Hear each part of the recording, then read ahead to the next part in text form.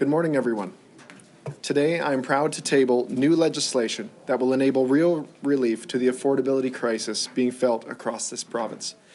The soaring inflation and rising cost of living has impacted everyone. Groceries, gas, utilities, and so many other goods and services are getting more expensive every month. Alberta's economy has recovered strongly, but too many people are struggling to heat their homes, put food on the table, and fuel their cars. We are delivering critical, broad-based inflation relief for all Albertans, with additional targeted supports for families, seniors, and our most vulnerable. Our Affordability Action Plan is the largest of its kind in Canada and will help millions of Albertans cut costs and pay their bills this winter. Today's legislation is a critical step in delivering this support. Our government has moved quickly to put our Affordability Action Plan into motion, but legislative and regulatory changes are needed to enable us to provide quick and effective supports. The Inflation Relief Statutes Amendment Act contains amendments to the Fuel Tax Act, Alberta Personal Income Tax Act, Fiscal Measures and Taxation Act, and what will become the Regulated Rate Option Stability Act. As promised, we are taking action to save money every time Albertans fill up at the pump. If passed, this bill will pause collection of the full 13-cent tax on gasoline and diesel until June 30th, 2023, regardless of oil prices. From January 1st to June 30th, all Albertans will save 13.6 cents per litre, including GST, every time they fill up. If you drive a pickup truck and fill up once a week, you're estimated to save up to $450 over those 6 months. That's real relief. We're also making the fuel tax relief program permanent, so Albertans continue to benefit from their owned resource. After June 30th, the fuel tax relief program will provide ongoing tax relief when oil prices are high. If passed, this legislation will also enable us to make changes to the Alberta Personal Income Tax Act to index personal income taxes retroactive to 2022. Many Albertans will owe less tax or receive a higher refund come tax time. They will also benefit from lower tax withholdings on their paychecks next year. The Inflation Relief Statutes Amendment Act will also index the Alberta Child and Family Benefit Program, increasing quarterly benefits to low-income Alberta families by 6%. As the cost of living and affordability crisis continues, we must target additional supports to where they are needed the most. Parents are buying less food, less nutritious food, and deciding whether or not they can afford to keep their children in dance, sports, and other activities. After 2 years of significant isolation and disruption in their lives, including reduced physical activity, we must ensure that parents have the flexibility to provide as much normalcy for children as possible. Seniors and vulnerable Albertans with lower and often fixed incomes are also facing pressures, and the additional challenges of barriers to full employment. Bill 2 enables our government to deliver 6 non-taxable monthly payments of $100 to seniors, families for each child under 18, and vulnerable Albertans receiving AISH, PDD, and income support. We wanted to ensure all low and middle income families received this support. Approximately 80% of Alberta families with children will be eligible based on the $180,000 income threshold, which is the same threshold used for childcare subsidies. The legislative changes may seem routine, but they are critical and necessary steps in delivering this relief starting early in the new year. Work is underway to get the system set up and running, and we will provide a more detailed update before the holidays once this legislation, or if this legislation is passed. Finally, we are taking strong action to help people with utility bills. Electricity rates are currently at record highs and are forecast to go even higher in the new year. While many Albertans have protection from high pricing through competitive fixed-rate contracts, many do not. Customers on the regulated rate option, or RRO, are uniquely at risk this winter. This bill will put a temporary 3-month price ceiling on the RRO for January, February, and March. Electricity costs above the 13.5-cent ceiling will be deferred until and spread over lower price months. Interest-free loans will be offered to RRO electricity providers to facilitate rate stability through the ceiling and deferral. This program will help protect RRO customers who are paying particularly high rates at the coldest time of the year, without burdening customers who are not on the RRO. Above all, this legislation contains the changes needed to help make life more affordable for millions of Albertans, families, farms, and small businesses. Alongside the bill, we will also be amending regulations to deliver additional relief. Electricity rebates will be extended for an additional 4 months, lasting until the end of April 2023. 1.9 million homes, farms, and small businesses will receive $75 credits in January and February, followed by $25 credits in March and April. Along with electricity, natural gas costs are another large portion of Albertans' utility bills. That's why we will be passing regulations before next spring to transform the natural gas rebate program into a permanent, year-round natural gas price protection program. This program will provide 1.6 million homes, farms, and small businesses ongoing protection from extreme pricing, and is another way Albertans will continue to benefit from their own resource. Finally, as previously announced, we will be indexing AISH, income support, and the Alberta Seniors Benefit to inflation. This will also be done by regulation before the new year. I know that's a lot of information. That's because we are doing a lot and we're moving very quickly. Every Albertan will benefit from this legislation and our Affordability Action Plan.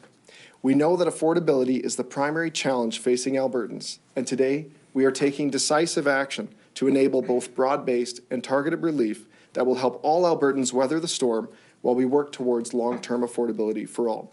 Thank you, and we will now be happy to answer any questions. Oh, my apologies. I will now turn it over to Minister Travis Toews. Well, thank you, Minister Jones. Minister Jones has done a good job of covering the details, including the tax relief measures and provisions, and so I'll have very little to add, only this, that Albertans are truly facing a difficult time in terms of inflation with affordability pressures. Our government has brought responsible fiscal management to the province over the last three and a half years. The combination of responsible fiscal management, an increase in energy prices, and a focus on investment attraction and economic growth and economic diversification has allowed us, has provided a strong balance sheet for the province, and this has allowed us to step in a meaningful way with these affordability measures, which are, again, are a combination of direct relief as well as taxation relief. Responsible fiscal management will continue to matter in the days and months ahead. But again, as a government, we're privileged to be able to offer this kind of support, which is meaningful and material to Albertans. And again, we can only do this because we've got a growing economy, which has resulted in increased revenues for the province of Alberta. And we've also brought a responsible fiscal management to the province. So thank you. Please to answer any questions. When we were in the tech briefing this morning, a lot of the questions that we were asking for details, we were told would be, wait for the regulations. There's going to be regulations. We don't have the information on that. That's still being worked out. Why is this not worked out yet? It's December the 7th, and some of this stuff is rolling out at the beginning of January. Some of it is worked out, but requires legislation and regulation to be complete, and some of it we are building. These relief measures are new. They are also very broad, and they're going to go to millions of Albertans. So there is work to be done to ensure that the programs are in place to onboard Albertans and make sure they receive those payments. So if the regulations are ready, why can't you tell us about them? We'll share the regulations as soon as we are able, as soon as they're ready. And when's that? As soon as we're able to share them, we will, of course, release them for you to. When? I don't have information on timing. People are going to want to know this information. And we're not really hearing a whole lot that's new here from what the Premier announced a couple of weeks ago. So I'm just wondering, when are you guys going to pass the regulation? We will pass the regulations as soon as possible so we can get this relief out to Albertans. We're certainly not. Well, we intend to have the majority of the supports rolling out in January, and some supports are already. There are supports currently in place, including the electricity rebate, the natural gas price program.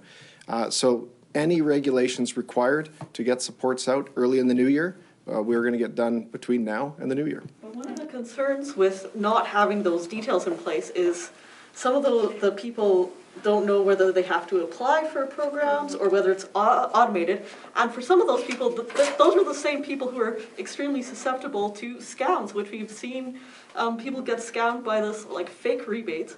So if you don't have the details, what are you going to do to make sure that seniors and other vulnerable people aren't getting scammed if they don't have the details?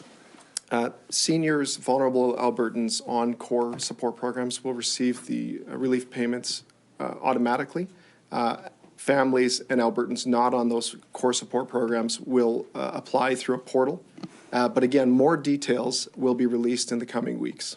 And why make those people apply? Can't you figure it out already by yourself? Like, why make the families apply? You know, especially, I can imagine like situations, for example, like separated couples who have children. Who gets the money? Do they split between the two parents? And if, you know, they don't get along, how do they figure that out? Like, why is it not you who figures it out? It's important that the integrity of this program is very high. We have to ensure that the supports are indeed going to people who are eligible.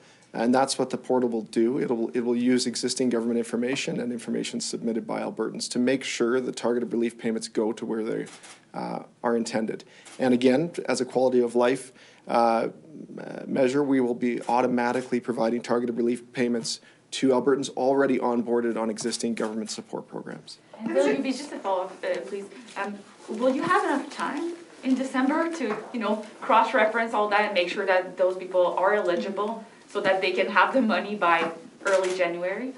I believe so. We are on track, based on what I've seen, to have the payments out early in the new year, and my preference would be in January. Is there any thought about widening the eligibility? Because again, a lot of us still can't get our heads wrapped around the fact that a poor working person who makes under, you know, maybe makes $32,000 a year, doesn't have kids, isn't a senior, or maybe a couple that don't have kids and aren't seniors, aren't qualifying for these payments.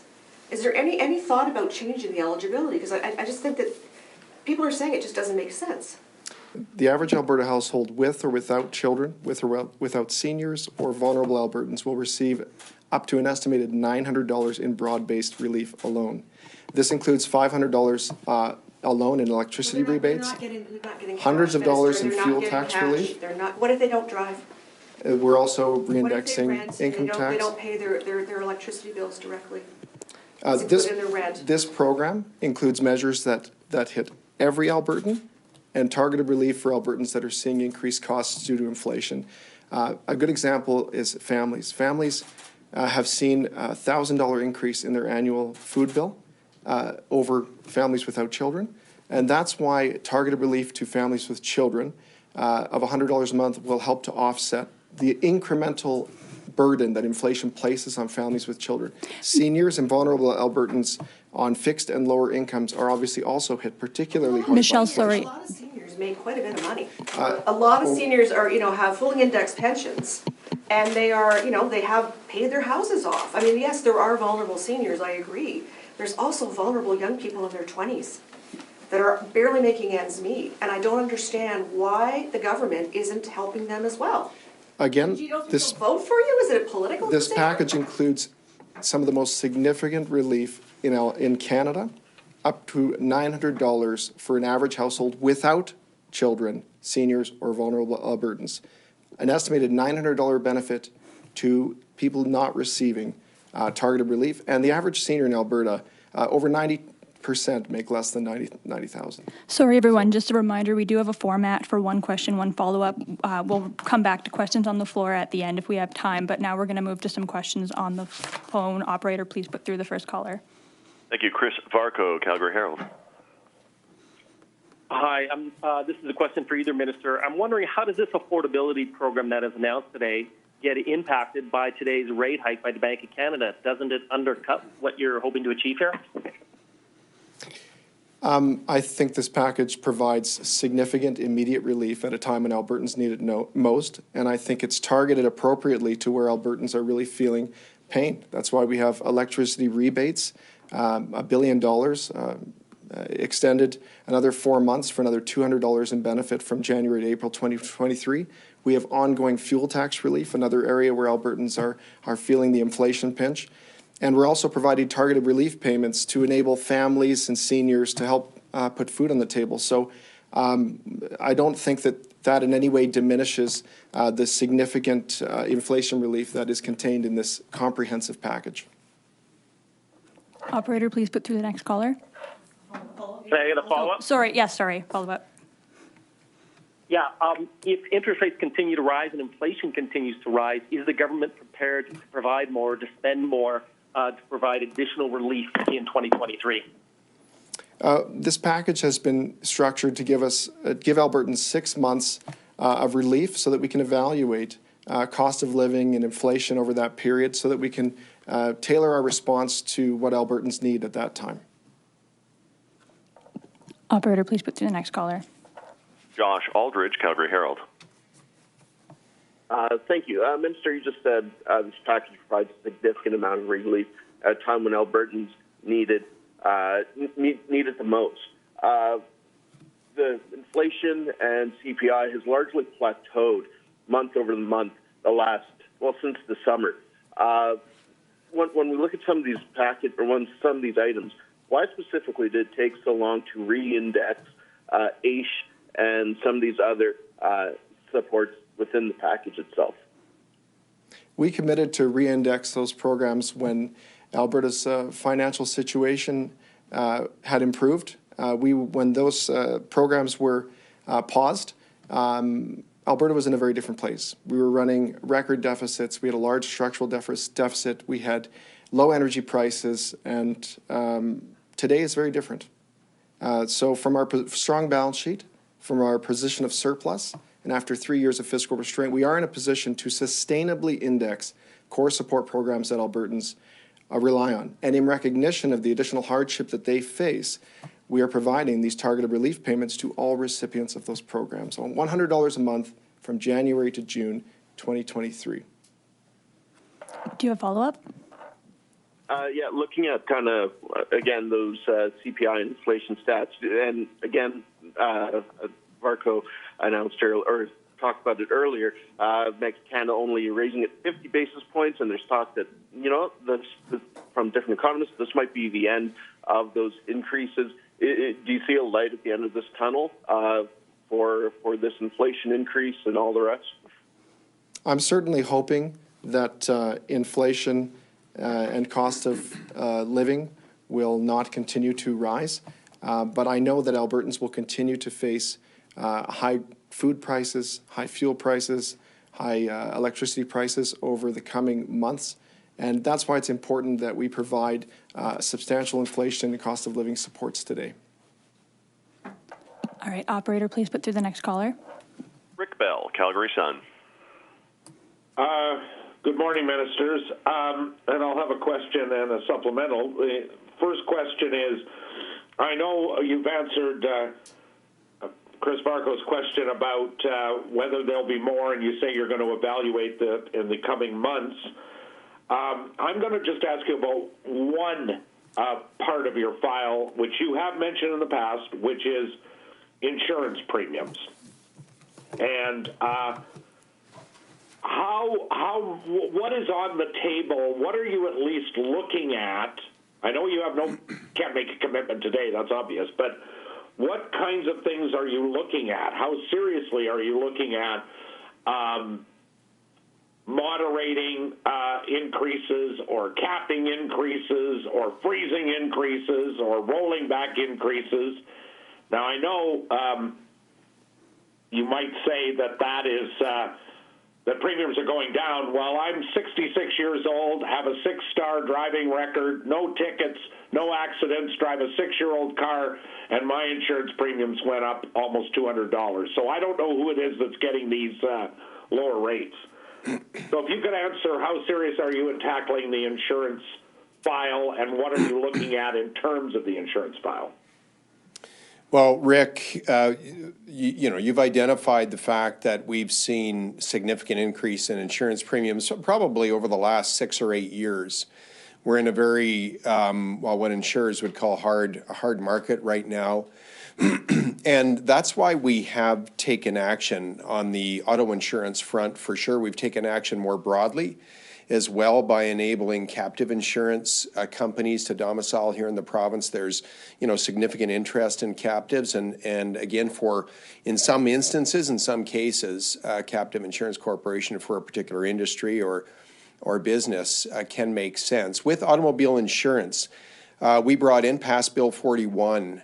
And after passing that bill, which really looked to deal with some of the systemic causes of increased costs, that were leading to increased premiums. We've seen automobile insurance premiums flatten out. Now, Rick, to your point, that's not in every instance, but in some cases, we have motorists that have actually had a decline in their automobile insurance premiums and some that have had an increase. But overall, in the last 12 months, insurance premiums have gone up 2.4%. At a time when we've been running inflation north of 6%. And so considering the increased cost to fix vehicles in this time of constrained supply chains and increasing costs, 2.4% would indicate that insurance premiums have remained largely flat over the last 12 months. And the preceding months to that post-passing Bill 41, our insurance premiums were very much flat. And I would contrast that, Rick, to 2018. The previous government, the NDP, brought in a rate cap of 5%. Well, insurance premiums went up 5% that year. And over the last 12 months, they've gone up by 2.4%. Now, again, we continue to monitor insurance premiums, the behavior of insurance companies. We want to ensure that we have the right regulatory approach that is going to ensure that motorists involved in an accident receive great care.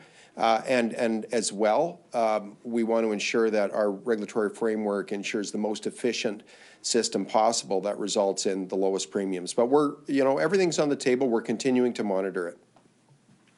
And do you have a follow-up? And supplementary question for the Affordability Minister. It's a bit of a sort of a political question, which is, I remember when in the past there were affordability packages, including Ralph Buck's, as you know, way back in the day, and there was a lot of talk about it, and there was a lot of news coverage, and it was really overwhelming news coverage, lots of debate, lots of conversation around the water cooler and the coffee shops. That's not the case here, largely because the Sovereignty Act has occupied the headlines, not just in Alberta, but across Canada. This is a significant spend for you, for the government. Do you feel a bit frustrated that what the government saw as an announcement pivoting to a good news has been really overwhelmed by the to and froing over the Sovereignty Act? Do you feel frustrated that message on the affordability hasn't been given a maximum coverage because of all of the debate around the Sovereignty Act? Thank you for the question. My focus is absolutely on affordability for Albertans. As it relates to the Sovereignty Within a United Canada Act, we've certainly seen how federal intrusion into provincial jurisdiction has increased the costs of living of Albertans. Right now, Albertans are paying an average of $25 a month on their utility bills, on their natural gas bill, due to the carbon tax, and they want to dramatically increase that. So I certainly hope that the government's efforts to assert provincial jurisdiction will result in cost savings and affordability for Albertans over the long term. But my focus is on delivering immediate cost of living and inflation relief while I work across government, across ministries, to find long-term affordability initiatives for all Albertans. Thank you. All right, thanks, everyone. That's all the time we had for today. Minister, just a clarification on the time. Are you planning to have the checks or the payments, like the $600, out the door on January 1st? I am hoping to have the first installment of the relief payments out in January, but early next year is a safe bet. Sometime in the month. So it could be the end of January? Don't have anything Thank you, beyond that's- January at this time. Minister Nixon wanted to add something. Yeah, just real quick, and sorry. Just want to make it clear too for Asian folks on income support, they will see a bump on their December 22nd check, so that'll be immediate. That's the one for January, right? You should give it before Christmas, usually? Yes. Okay, thank you. All right, thanks, everyone.